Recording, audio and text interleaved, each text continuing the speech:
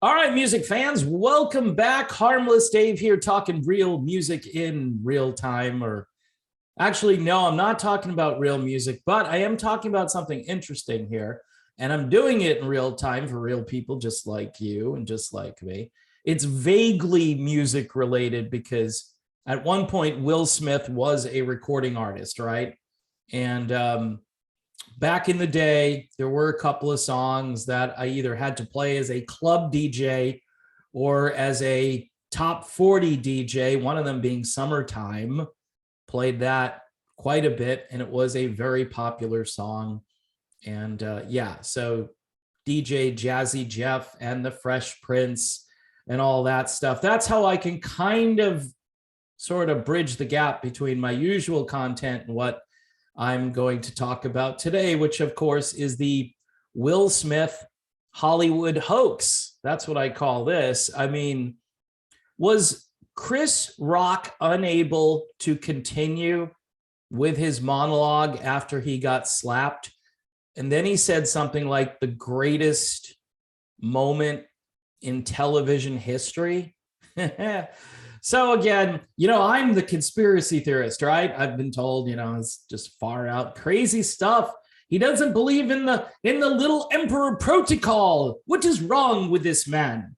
He doesn't believe in Gene Simmons or Sebastian Bach or Dee Snider. He doesn't believe they are health experts. So I don't believe what the Oscars are selling either, but it's really cool. They didn't get ratings probably until that actually happened. And then everybody probably tuned in, people on Twitter, the entire social media ionosphere at that point had lit up, and people were thinking to themselves, whoa, I better tune in to see what's going on.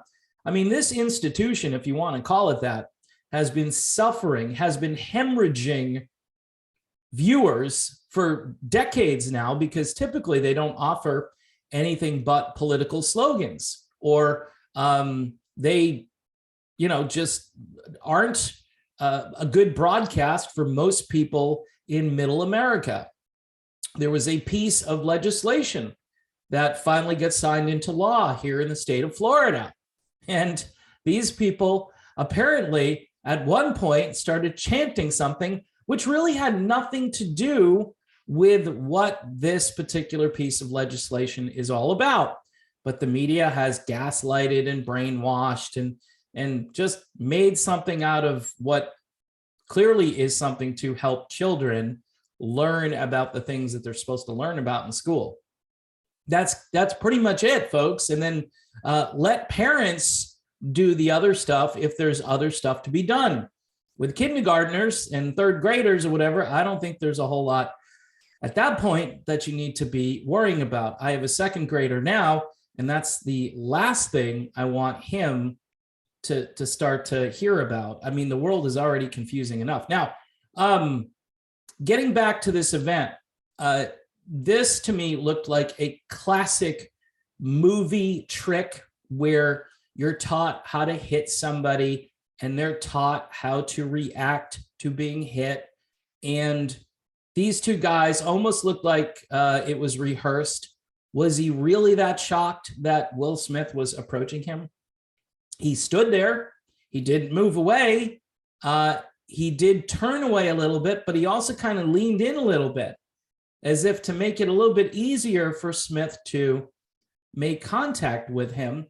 And obviously the contact, if it was like street fighting contact, like it happened outside a bar and it was a brawl, I mean, Chris Rock would have bent over and maybe even hit the ground. I don't know. It depends on how much of it connects, but I've been in a few scuffles, and at least I would be taken aback. I would have to kind of regroup a little bit. And no, he just, Will Smith strutted back to his seat, and Chris Rock just, paused a little bit and took it all in, and continued on, and made him look kind of like a saint. Like this guy gets up there and smacks him, and he's just the bigger man here. And, he's getting screamed at. and Will Smith dropping F-bombs. Here's a guy who's about love, right? He's telling everybody later on, oh, I want to be part of a world of love. And he's crying. He's using every ounce of his acting skills. And some people will say, that was really sincere, Dave. Did you watch it? I did. I watched it. And it was really good. I mean, as far as an outpouring of emotion, whether it was, actor generated or it was authentic, it was really good theater.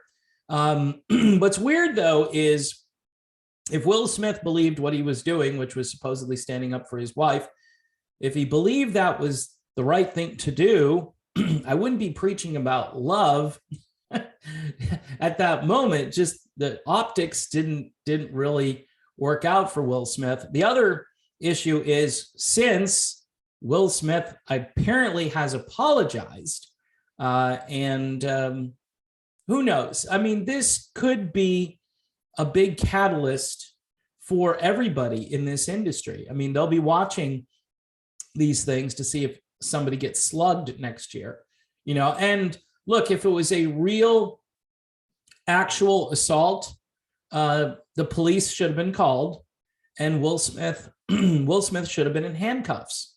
He should have been handcuffed and taken away, because that was a big time slap, supposedly. But everybody just continued on. And there was a lot of, I'd use the word hullabaloo here. I'm sorry I used that word, but there was a lot of hullabaloo that was after that. I think they went to a commercial break and people had footage of what was going on during the commercial break. And, upstairs in the control room, they're probably saying to themselves, whoa, this is exactly what we needed for our ratings to increase, because nobody watches this BS anymore. Nobody wants to see the constant virtue signaling, pandering to all the elites in this country, which Hollywood doesn't represent most people. And most people don't watch a lot of Hollywood movies these days. They just don't. I mean, again, I attribute it to my age, but it's also what my expectations are for entertainment. And when I see all of this political messaging in movies that didn't used to always happen, I mean, you'd have to go watch a documentary or something that was overtly political and you knew it going into it, you weren't surprised by it. But when you see messaging in kids' movies today, it's absolutely incredible. And then you got Disney on top of it. And they're the ones, by the way, that are going to fight to make sure that parents don't have rights all over the country. Walt Disney's Corporation. That's just fantastic. Makes me just gush with pride knowing that Walt's legacy has been trampled in a way that it's incomprehensible. It's 180-degree-ism. That's my new phrase. People are talking a lot about whataboutism, but I'm talking about 180-degree-ism, which, again, it's always the exact opposite of what they're telling you. They're telling you this is good, and then it ends up being bad, and then you hear something that is supposed to protect kids, right, from certain things parents don't want their kids to know about, but then there's this small vocal minority turning that entire narrative on its head. And then you've got newscasters all over the country repeating something that is an absolute lie and getting people to say one word here at the Oscars over and over again. And I'm thinking to myself, do they even know? And did anyone sit down and explain what this actually is? And, even after that explanation is given, I bet you they'd still go off and do the same stuff. I guarantee you. So a lot of this Holly weird activity is designed to kind of rope people back in, who've checked out and have checked out for years. These are both old school actors, comedians. We've got Chris Rock being this, guess you would call old school comedian, and Will Smith, who a lot of us grew up watching when we were younger on The Fresh Prince of Bel-Air, and that's our good memory of Will Smith. And it was a goofy show. It was kind of funny, and You know, you had great characters on the show with Carlton and the parents who were just very entertaining. And Jeffrey, good old fashioned Butler, right? You know, the Butler character in shows is always really good, whether it's like the nanny or Benson or any of those things. It's always, the Butler is always hysterical. And, you know, that was a pretty cool show.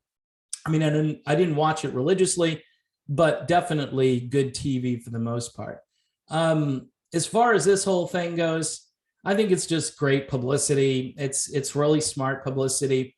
It's pulling out all the stops, very similar to distracting from the real problems we have in the country. Like, hey, we can't solve our problems, so let's ramp up, or let's encourage 2 other countries to have a war, and we can have a war with them by proxy, and actually not be in a war, but technically, you know, finance a war. And people are all like, but I'm paying $5 a gallon for gas right now. Doesn't anyone care about me? The answer to that question is no. Will Smith and Chris Rock is a distraction, right? It's a great distraction. People can start talking about that, and for a few minutes, they'll forget about the fact that their grocery bill has gone up by like 40% in a year, and nobody has any solutions to these problems.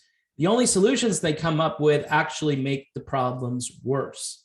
So the best thing that this media industrial complex can do is change the subject and get you thinking about something that at least takes your mind away from it. And it's like a good old-fashioned soap opera.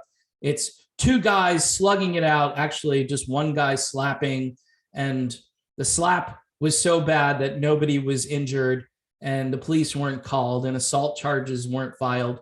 Why weren't assault charges filed? Because it probably wasn't really assault.